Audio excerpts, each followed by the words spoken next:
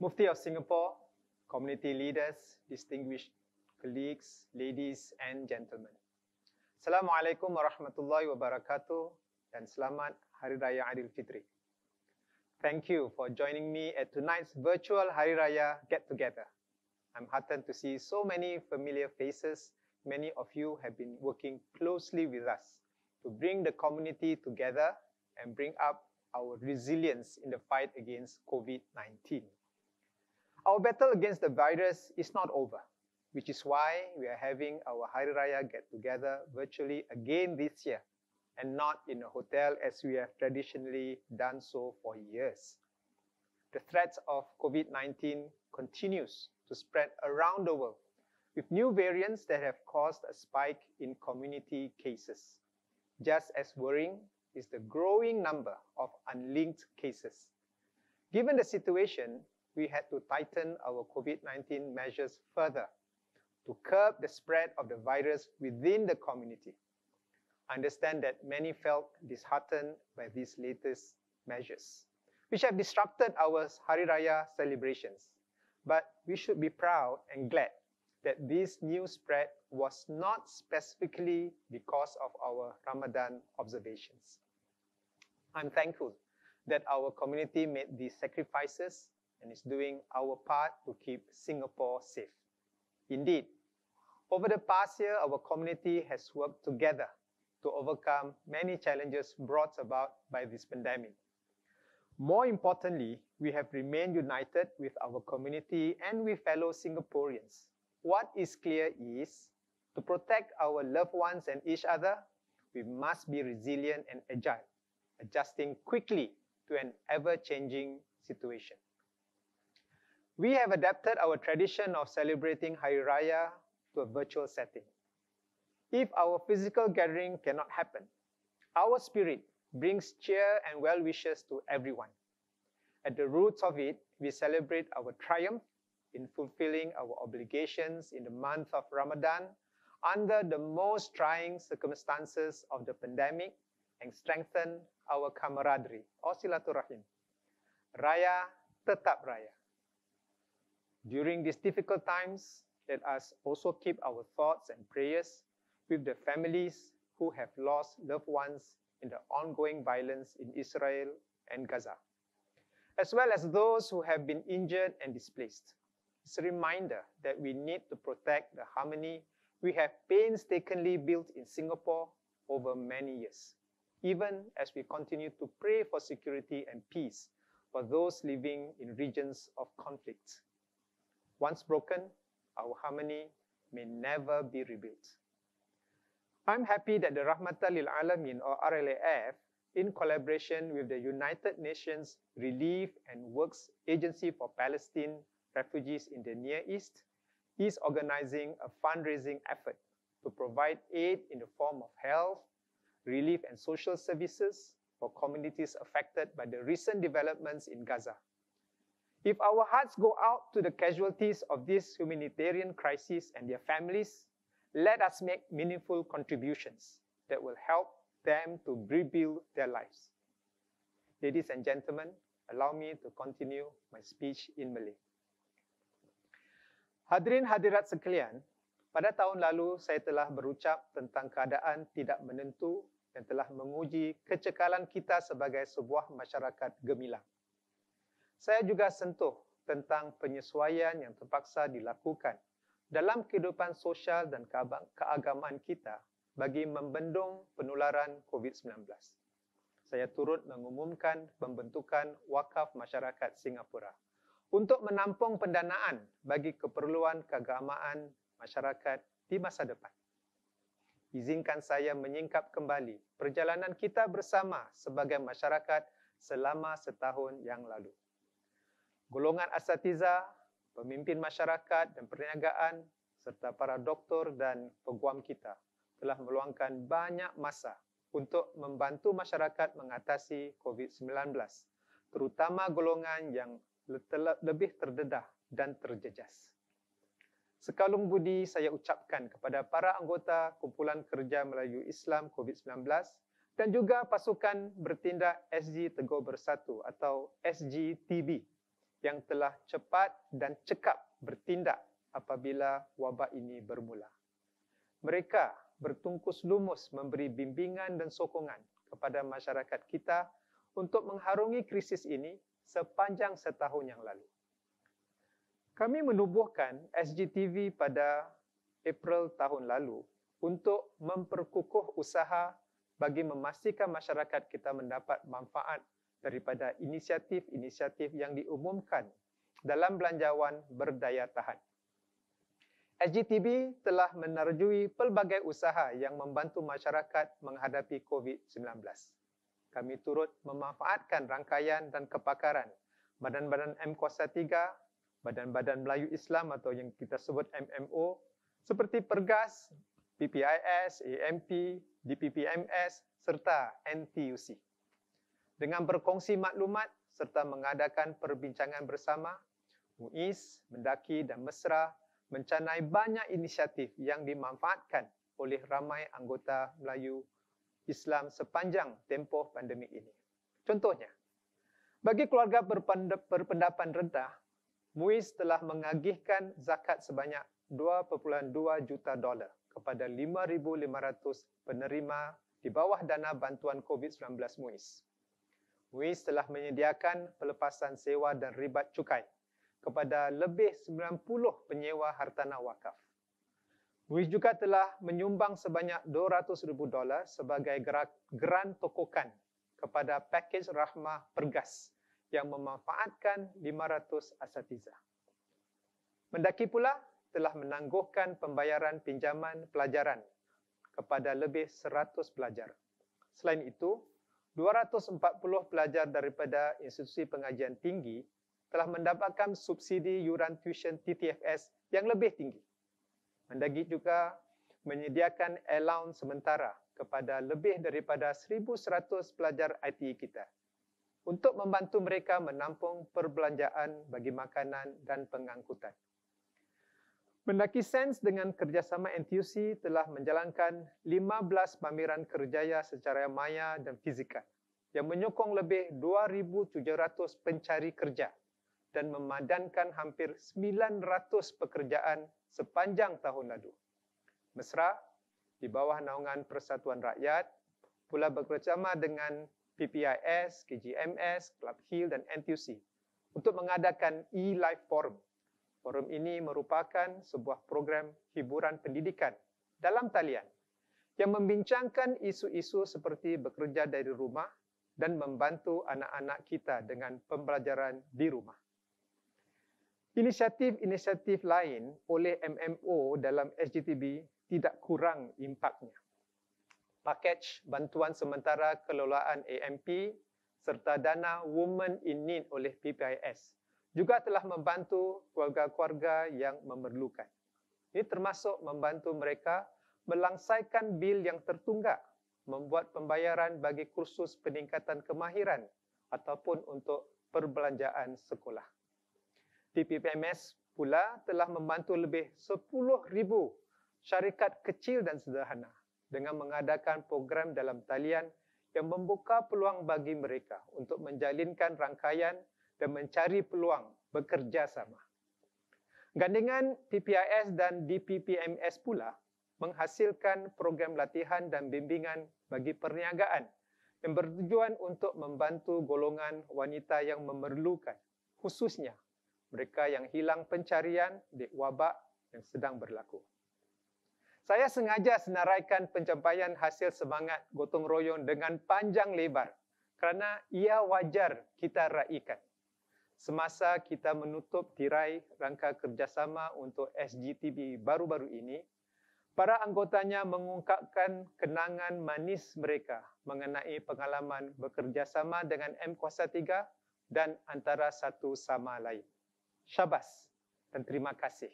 Saya ucapkan kepada para anggota SGTB, terutama sekali rakan-rakan masyarakat kita seperti DPPMS, NTUC, Pergas, AMP dan PPIS.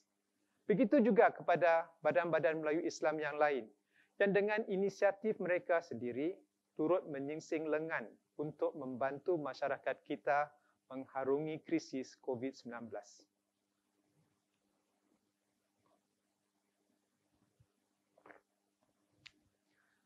Hadirin hadirat sekalian, bekerjasama dan menaruh kepercayaan antara kita merupakan mercu tanda bagi sebuah ikatan perhubungan.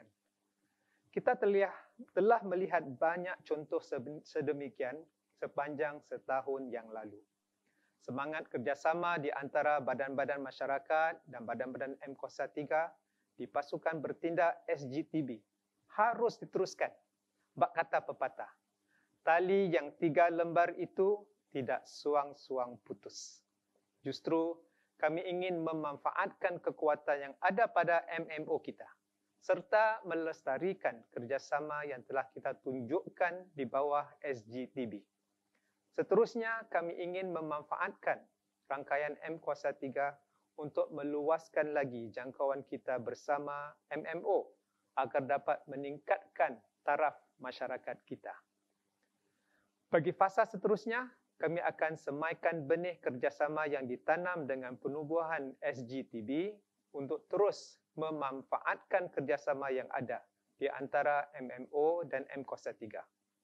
Jika M03 boleh menyediakan jangkauan kepada masyarakat yang luas dengan rangkaian 11 M03 di bandar, MMO pula mempunyai berbagai program yang berkesan berkat daripada pengkhususan mereka dalam bidang masing-masing. Sebagai contoh, petapis yang mengendalikan sebuah rumah tumpangan dan menjalankan usaha-usaha untuk membantu para banduan bakal bekerjasama dengan pejabat fitrah di bawah naungan MUIS. Kami dapat berkongsi program-program pengayaan serta amalan-amalan terbaik yang dilaksanakan untuk menyokong para banduan Islam serta keluarga mereka. Kami juga sedang dalam perbincangan dengan PPIS untuk memperkukuhkan sokongan kepada keluarga-keluarga muda yang tinggal di bandar-bandar M03, terutama sekali mereka yang tinggal di kawasan flat sewa. KJMS pula bakal mengadakan sebuah webinar untuk meningkatkan kesedaran ibu bapa di M03 di bandar tentang cara-cara mempersiapkan anak-anak mereka bagi darjah 1. Dana akan disediakan untuk MMO menerusi Forum Pemimpin Masyarakat atau CLF Kelolaan Mendaki bagi projek-projek yang selari dengan bidang-bidang tumpuan M03. Walaupun banyak di antara MMO kini sudah pun menjalankan program-program yang sedemikian, dana CLF dapat memberikan sokongan tambahan bagi program-program ini. Mendaki juga sedang menyemak proses permohonan bagi CLF untuk membuatnya lebih mudah dan kemas, termasuk memendekkan jangka masa permohonan daripada 12 minggu ke 4 minggu. Ini akan memberikan MMO lebih banyak waktu untuk melaksanakan program-program mereka. Dalam menanam semangat kerjasama kita, saya juga ingin memperkenalkan program baru untuk memperkukuh pembangunan kepimpinan di kalangan barisan lapisan muda dalam masyarakat kita. Ia akan menghimpunkan para pemimpin muda kita yang berusia 45 tahun ke bawah yang menerajui jawatan tinggi di MMO. Program ini diberi gelaran Tunas bersama M03. Ia akan disokong oleh Mendaki melalui CLF. Para anggota Tunas bersama M03 akan meraih manfaat daripada pelbagai program supaya dapat memupuk hubungan yang erat dalam masyarakat apabila mereka menerajui MMO dan persatuan masing-masing pada masa hadapan kelak. Mereka akan berpeluang dilatih dalam bidang urus tadbir dan kepimpinan. Mereka juga akan menghadiri sesi bertukar-tukar fikiran bersama para pemimpin pemerintah supaya lebih peka tentang isu-isu semasa dan konteks di sebalik dasar-dasar yang telah menyumbang kepada pembangunan Singapura. Kami harap Tunas bersama M03 dapat mengusulkan projek-projek yang dapat dilaksanakan di bandar-bandar M03. Butiran lanjut akan disediakan kelak.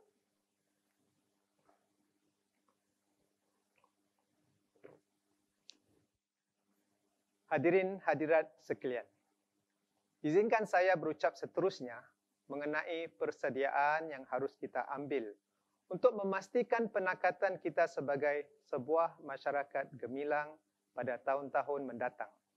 Kali ini, saya ingin menumpukan usaha-usaha kita untuk membangunkan golongan asatizah yang cekap dan bersedia untuk masa hadapan. Ini kerana kita sangat memerlukan asatizah yang berupaya menyediakan panduan agama untuk kita mengharungi cabaran-cabaran baru. Saya rasa struktur sokongan kita kepada asatizah kini sudah lebih lengkap dan tersusun dari masa lalu. Usaha ini bermula di peringkat madrasah. Di bawah plan pembangunan dan aspirasi pelajar madrasah, para pelajar madrasah kita belajar mengenai isu-isu sosial budaya dan membina pemahaman dan kepekaan terhadap masyarakat Singapura yang majmuk. Kini mereka dapat melalui pelbagai pengalaman, termasuk sesi-sesi perbincangan dan seminar, pembelajaran luar darjah di OBS, serta bengkel-bengkel kerjaya. Menerusi pelbagai pengalaman seperti ini, mereka dapat membina pemahaman yang lebih mendalam tentang masyarakat di sekeliling mereka, serta meraih kemahiran yang dapat menyokong mereka meniti perjalanan pendidikan mereka. Apabila para lulusan pulang daripada pengajian tinggi di luar negara, program Sijil Pos Siswaza Islam dalam Masyarakat Kontemporari atau PCICS membantu mereka untuk menyesuaikan apa yang telah mereka pelajari kepada konteks masyarakat Singapura yang berbilang bangsa dan agama. Lebih daripada itu, para ulama dan asatizah kita juga dapat memanfaatkan program pendidikan profesional berterusan supaya dapat mengikuti perkembangan tren serta perubahan terkini. Para asatizah boleh menjangkakan laluan dan peluang-peluang kerjaya yang lebih baik apabila mereka memasuki alam pekerjaan kelak. MUIS akan melaksanakan Plan Pembangunan Tenaga Kerja Asatizah atau AWDP secara bertahap-tahap pada tahun-tahun mendatang. Kita perlu mengasah golongan asatizah yang berwibawa bagi lagi berpengaruh dan berupaya berkhidmat di mercu kepimpinan agamawan untuk membimbing dan memimpin para asatizah lain. Oleh itu, MUIS akan membangunkan generasi pemimpin asatizah menerusi program pembangunan bakat dan kepimpinan agamawan. Mereka yang menunjukkan potensi akan dikenal pasti, baik daripada generasi ini maupun daripada generasi akan datang, termasuk para peserta program PCICS. Program ini akan merangkumi peluang-peluang untuk mendampingi para pemimpin mapan agama dan masyarakat yang akan membantu bakat-bakat asatizah meluaskan lagi rangkaian mereka dan menimba sudut pandangan baru terhadap isu-isu sosial agama kontemporari. MUIS juga akan merintis sebuah program bimbingan bagi kumpulan ini pada suku ketiga tahun ini. Perincian lanjut akan dikongsi tidak lama lagi. Dari mengemaskini madrasah tempatan, PCICS, AWDP, dan kini program pembangunan bakat, saya yakin bahawa inisiatif-inisiatif ini akan melahirkan sebuah sektor keagamaan yang lebih rancak, yang boleh menjadi sumber inspirasi bagi asatizah masa hadapan. Tapi kita tidak akan berhenti di sini. Kita juga perlu terus memberi peluang kepada para asatizah untuk meluaskan minda mereka, untuk membimbing masyarakat kita yang minoriti, yang terbuka dan menghadapi cabaran yang pelbagai. Malah, di seluruh dunia, banyak masyarakat minoriti Islam ingin mempelajari tentang bagaimana masyarakat Islam Singapura berjaya hidup secara aman dan makmur bersama masyarakat lain, sambil berasaskan prinsip-prinsip agama. Oleh yang demikian, MUIS akan menganjurkan sebuah siri seminar untuk memperkukuhkan kerjasama dengan masyarakat Islam sedunia mulai bulan hadapan. Seminar pertama akan mengetengahkan cara masyarakat Islam kita menyesuaikan kehidupan sosio-agama di tengah-tengah wabak COVID-19. kami berharap untuk mengongsi tentang kepimpinan agama kita yang bekerjasama dengan karyawan perubatan dan pemimpin masyarakat untuk menggembleng masyarakat dalam mengharungi pandemik ini. Program ini memberi peluang kepada asatizah kita untuk berkongsi ilmu dan pendapat dengan masyarakat antarabangsa tentang peranan mereka dalam memperkukuhkan bimbingan agama dalam isu-isu kontemporari yang dihadapi masyarakat minoriti di seluruh dunia. Pada kemuncak siri seminar ini ialah persidangan antarabangsa mengenai masyarakat gemilang, anjuran MUIS.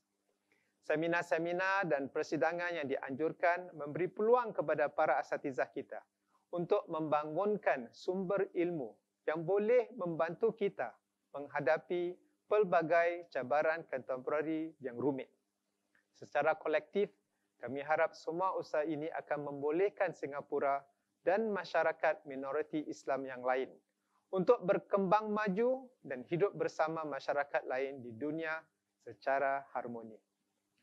Hadirin hadirat sekalian, izinkan saya akhiri ucapan dalam bahasa Inggeris. I'm proud to see how our community has rallied together to meet the challenges of COVID-19 in this past year. Tonight, we celebrate the spirit of resilience and unity, which has kept our community strong during this crisis. As you have seen in recent days, our fight against COVID-19 is still ongoing. We need to come together more than ever to support one another and strengthen partnerships within the community. We are living in an ever-changing world, and we must be prepared for the future. Our asatizah too must be well equipped so that they can provide sound religious guidance in uncertain times and help build a body of knowledge which will let us face future challenges confidently as a community of success. On this note, I wish all of you Selamat Hari Raya Aidilfitri, maaf zahir dan batin. May this year's Aidilfitri bring happiness to you and your family. Wassalamualaikum warahmatullahi wabarakatuh.